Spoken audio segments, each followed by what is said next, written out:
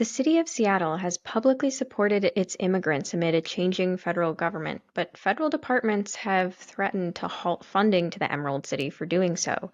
Western Washington reporter Spencer Polly is covering this story. Spencer, explain Seattle's stance on immigration enforcement. Sure. So let's start off with last month. Seattle Mayor Bruce Harrell directed all Seattle departments to not cooperate with federal law enforcement agencies regarding immigration enforcement. This is basically the city taking a hard stance against the Trump administration's efforts to uh, reduce illegal immigration across the country. The Seattle City Council also doubled down on this and said, "We have your backs." They said directly to some of their immigration population.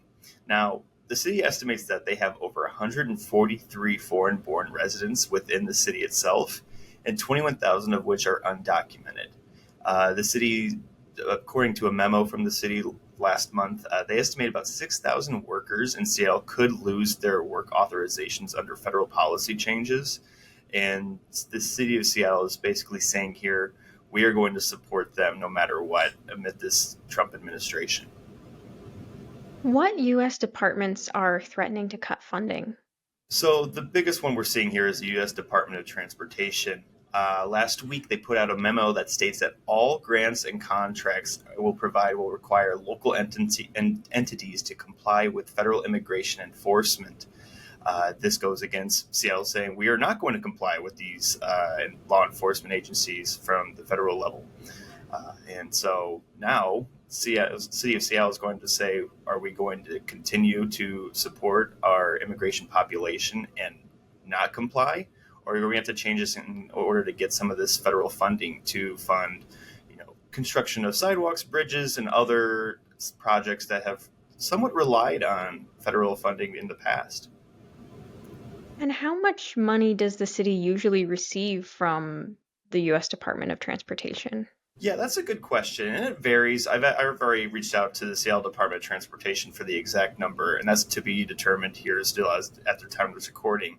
But last year, at one point, the U.S. Department of Transportation gave the city 64.2 million in a grant, and that went towards the upgrade and construction of a bus route within the city.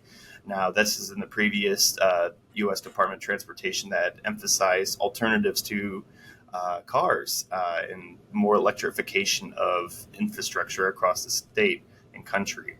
And that goes for Seattle as well. So that's a big chunk of money coming from one grant. But the city of Seattle has also received lower grants from the federal Department of Transportation as well.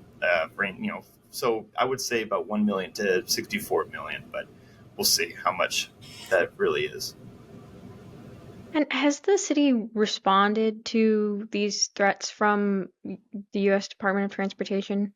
Yeah, like about 2 days after that memo was published, the city of Seattle announced the formation of the Select Committee on Federal Administration Policy Changes.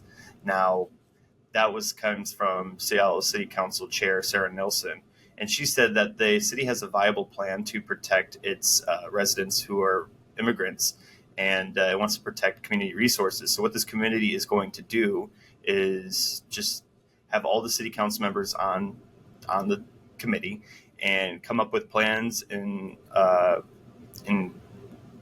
to counter any kind of federal changes that have come, and they're coming quick. This is already within the we're in February here in the it's since Trump's administration started up here in 2025, and we're now seeing the city of Seattle saying we have to take a more proactive approach here when in case we lose any more funding because of our progressive and liberal stances.